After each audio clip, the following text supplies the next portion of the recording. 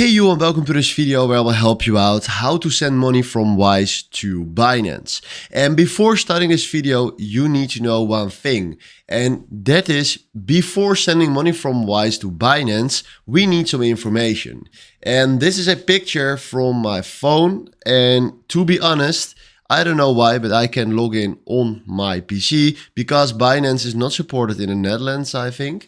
But right now, if you see this screen, you will find right here the recipient name and the IBAN.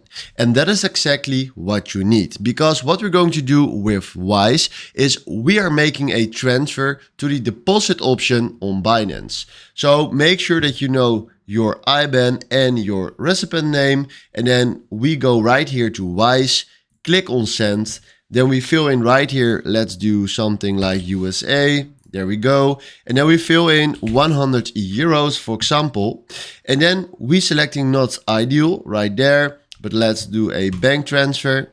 And then we do right here add recipients.